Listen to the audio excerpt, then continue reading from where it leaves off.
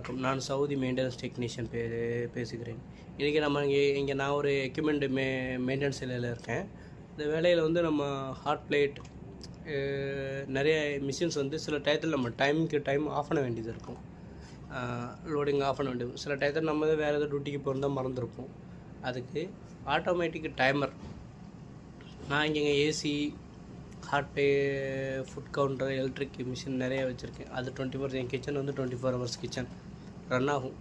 அப்போ நான் என்ன பண்ணும், மேக்ஸிமம் அந்த எக்யூப்மெண்ட்டுக்கு ரெஸ்ட் வேணும் இல்லையா, அதனால் நான் ட்ரை பண்ணது டைமர். மேனுவல் டைமர் வந்து நம்ம வந்து ஒரு 1/2 hour 1 hour அப்படின்னு சொல்லி ஒரு குத்துமதிப்பாக தான் நம்ம செட் பண்ணி வைக்க முடியும். பட்டு மேனுவல் டைமர் வந்து அவ்வளோவா எஃபிஷியன்சியாக வேலை செய்யுமான்னு சொல்ல முடியாது. அதனால் நான் ட்ரை பண்ணதை உங்களுக்கு நான் சொல்லித்தரேன். இங்கே டிஜிட்டல் டைமர்னு ஒன்று வாங்கியிருக்கேன், ஓகேங்களா. இதை வந்து என் ஏசி சென்ட்ரல் ஏசியில் நான் செட் பண்ணி எப்படி உங்களுக்கு நான் எப்படி நான் உங்களுக்கு நான் ஒரு டிஜிட்டல் டைமர் இங்கே சவுதியில் கிடைக்கிற ஒரு கம்பெனி வாங்கியிருக்கேன். இதை வந்து எப்படி நம்ம டைமை செட் பண்ணி எந்தெந்த டயத்தில் மிஷின் ஆஃப் பண்ணிக்கிட்டு எந்த டயத்தில் ஸ்டார்ட் பண்ணுறது நான் உங்களுக்கு எக்ஸ்பிளைன் பண்ணுறேன். கனெக்ஷன் எப்படின்னு நான் உங்களுக்கு சொல்கிறேன். பார்த்துட்டு இதே மாதிரி நீங்கள் எல்லோரும் கொஞ்சம் சப்போர்ட் கொடுத்தா நல்லாயிருக்கும் நண்பா. ட்ரை பண்ணுறேன், ஓகேங்களா.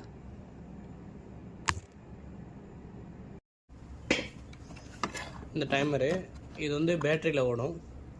இது நீங்கள் பேட்டரியில் பேட்டரியில் தான் அந்த ஸ்டார்ட் ஆகும். பேட்டரியில் நீங்கள் போட்டுக்கிட்டு நீங்கள் டைம் செட் பண்ணிவிட்டு நீங்கள் பவர் கொடுக்கும்போது அது தேவையில்லை. பேட்டரி நீங்கள் கட் ஆஃப் ஆனாலும் பிரச்சனை இல்லை. இப்போ இது வந்து கேன்சல் மோட் கொடுத்துட்டு பேட்டரி லாக் பண்ணிக்கோங்க. ஏன்னா ரீஸ்டார்ட் பண்ணணும்னா நீங்கள் பேட்டரியை ரிமூவ் பண்ணி போட்டாலே போதும், ரீஸ்டார்ட் ஆகிரும்.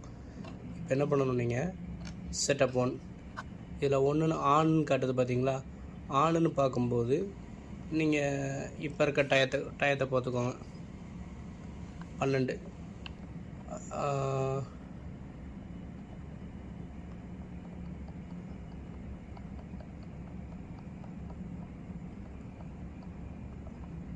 12:24